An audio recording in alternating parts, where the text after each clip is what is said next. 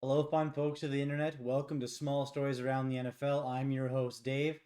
We're going to be diving into Week 10, and in today's video, I'm going to talk to you about the craziness that was Week 9. Let's start things off by getting a like on the video if you too are as fed up as I with the NFL's new emphasis on taunting.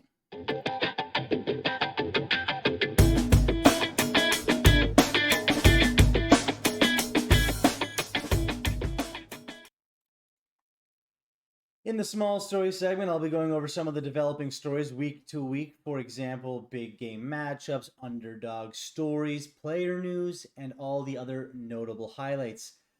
If there's something that you want to discuss, please comment and let me know. So, week 9. What a weird one.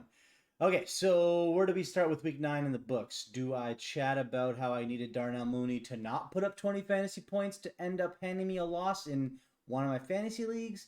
Do we just jump right into the Allen soap opera that occurred, huh? That crazy saga? Nah. Let's start with the Monday Nighter, where the refs should have been wearing black and gold, and not black and white. I'm going to pull up the video of the taunting call now. So let's dive into this. There it is. Okay. Taunting penalties are ruining the game. Let's see what they consider to be taunting this time on the NFL Network. Okay, so it's walking. It's looking over at the Steelers sideline.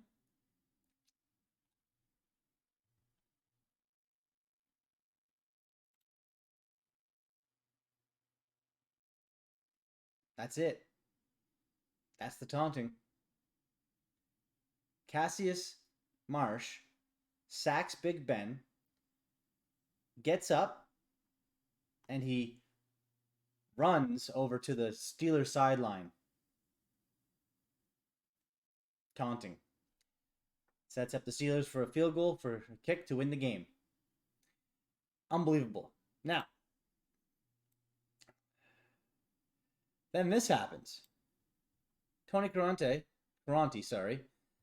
leaned into the contact and then held his flag tossed like a walk-off three-pointer. What a joke. Watch this. This has happened as soon as Marsh left looking at the sideline of the Steelers. Hip check. Taunting.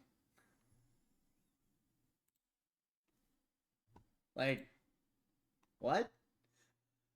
Oh, I just think it's wild. It's even more wild now that the Steelers can say they have won the previous 19 games at home on a Monday night, and the streak continues because of this garbage. Like, come on. This emphasis on taunting, it needs to go away. Let these guys play some football. All right, let's dive into these wild games, man. What a back-asswards week this was. My head is still spinning. All right, let's switch over to some scores. We'll pull those up. We'll summarize Thursday night game. Jets at the Colts. Okay, so probably a bit higher scoring game than expected, sure. But let's talk about Mike White. Hyped up as can be, has a huge drive at the beginning of the game, throws a nice touchdown, then bam, gets hit in his throwing arm, and the prince to still be named is no longer in. And doesn't Josh Johnson, say that 10 times, come in and make the game closer than needed to be? I just hate that the Jets fans out there now have a legit what if to talk about. Vikings at Baltimore. Game of the week that no one expected. The Ravens looked like absolute garbage for the first half. Not good at all. Then, bam, they decided to start playing some football. Lamar does Lamar things. Then the Ravens let a huge play against them on defense happen. This game goes to overtime, and doesn't Lamar throw a pick on the first drive to give the Vikings a chance? Don't worry, though. This terrible Ravens defense somehow get the ball back, and the GOAT, Justin Tucker, kicks a game winner, as he does, to win in overtime. Wild game. Ravens get another comeback win. Pats at Panthers. I don't know. Carolina is not a good team, and it's mostly on Sam Darnold. Enough said there, I suppose. And also, the Pats look better than they should, so I'm going to throw credit their way. They went into Carolina. They did great. Boring game. Good job, New England. Browns at Bengals. No Odell? No problem. We had guys wearing free Odell shirts all over the NFL this weekend, and it looked like Baker felt more free than anyone else out there.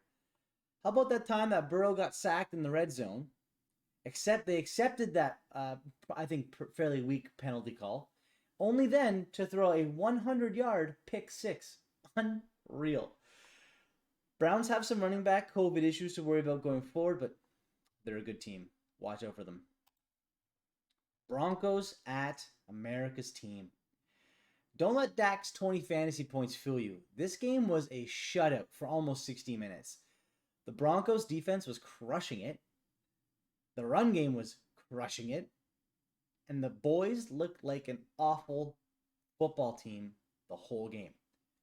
Unreal outcome, 30-16. I did not see it going that way, but as you'll see, that seemed to be the trend for week 9. Oh, this next one. Oh, the Bills at the Jaguars. This game. Imagine if someone from the future came to you and told you one piece of information about this game before you laid any bets. And that info was that the Jags would score a total of 9 points. That's all you get to know. Think of the mortgages that would be put on the line for that. But nope, he did not tell you that the Bills would lose this game with a whopping 6 points on the board for themselves. Biggest upset of the year, and maybe really in a long time. Also, let's rewind back to that Allen versus Allen soap opera. So defensive end Josh Allen gets a sack on quarterback Josh Allen. And this is the first time that that's ever happened, that someone has sacked another player of the same name. He then proceeded to also intercept Josh Allen. Again, and obviously, a first time. He then forces and recovers a fumble. Allen on Allen. You can't make this up, folks. Wild game. Bills need to bounce back, or the talks of them only beating teams with losing records is really just going to start to catch fire. All right, Texans at the Dolphins. Long and short of this one, Miami looks like shit. They spoon-fed a win to the Texans, and the Texans are clearly a combination of so bad and so dedicated for a high pick that they could not / would not capitalize on that spoon-fed win that Miami tried to give them. What an awful game this was. Unless you're a fan of some awesome athletic plays, Big Mike Gesicki out there had about 4 amazing catches. If you didn't see them, go check them out. Highly recommend. Falcons at the Saints. Falcons were all over the Saints for a majority of this game. And thank goodness that they actually pulled out the win. The Saints almost led an amazing comeback, which would not have surprised anyone out there that Atlanta would have a chance to blow a 4th quarter lead again. The Saints have some real issues at quarterback that they need to be addressing.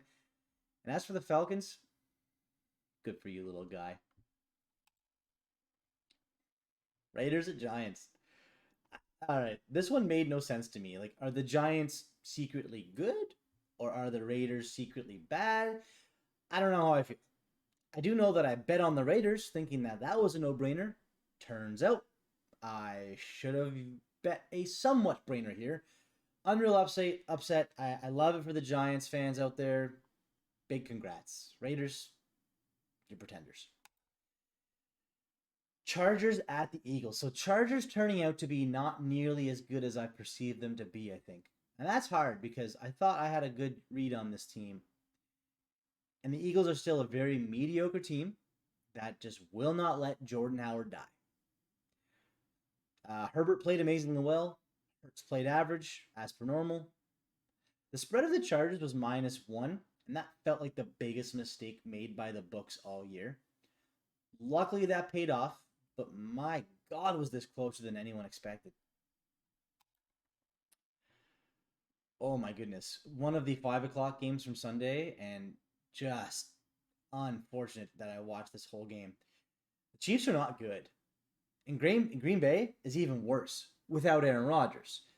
You bet your ass that they are doing whatever they can to make sure that he is ready for Week 10, where they're going to be facing off a hungry and returning Russell Wilson and the Seahawks. They're just throwing needles at him, whatever they can do. Just like, we don't. It's okay. You can have COVID. Come on back. Just come on back. Get on the field. Oh my goodness. Like, I don't know. Jordan Love, he just looked out of place. He looked super meh. And I strongly feel that now the Chiefs, they need to commit to the run, or they're going to sputter out this year. It just seems like defenses have figured them out, and they're smart enough to just cover Kelsey, cover Hill, and they only rush 4 guys at Mahomes right now. And, it's making Mahomes, he's making impatient, dumb plays because his top 2 guys just aren't open anymore. And as a Baltimore Ravens fan, I love to see the Chiefs struggle. I love Mahomes as a human being, though. I hope he figures things out, too. Cardinals at the Niners. So this game was a pick'em before Murray, Green, Hopkins were all ruled out. That had me scratching my head a little bit, and it turns out I was right. The Niners continue to disappoint, and the Cardinals continue to outperform. James Conner found the end zone 3 times, and expect more of that going forward because Chase Edmonds is out a couple weeks with a high ankle sprain. Not good. The Niners got clapped by Colt McCoy. Ugh. Okay. Titans at Rams. If you watched this hyped up Rams team on Sunday night, please, down below, let me know how it made you feel. We had interceptions early on from Tannehill, from Stafford. The first half of this game felt like it might have been the longest half of any NFL game ever. It was so hard to watch. What a great win on the road from the Titans. I'll give that to them. They didn't have their beloved King Henry. However, they did have their runner-up prince of Adrian Peterson, so it was really nice to see him get another touchdown in the NFL at the age he is now. Cooper Kupp, Robert Woods, both still great. Rams defense, a little sus going forward. I don't know. Bears at Steelers. Look at us going full circle. I think the Bears played incredibly well in a primetime matchup, and honestly, I feel like they deserve to win this one on the road.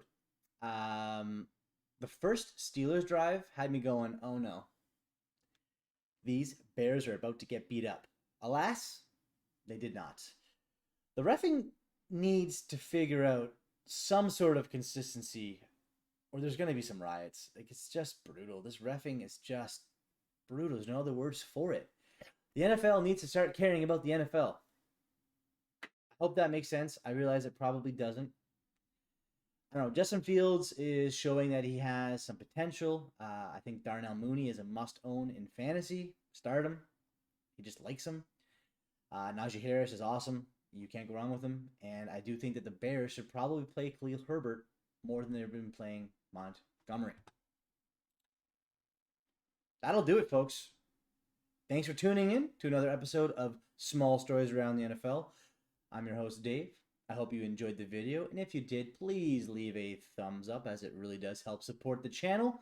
And if you want to follow along to hear more NFL stories, you want to talk some fantasy, and you want to talk a little bit about some bets and some money lines and some spreads, please subscribe and hit that notification bell so you'll know exactly when I post the next video. I'm out. Thanks.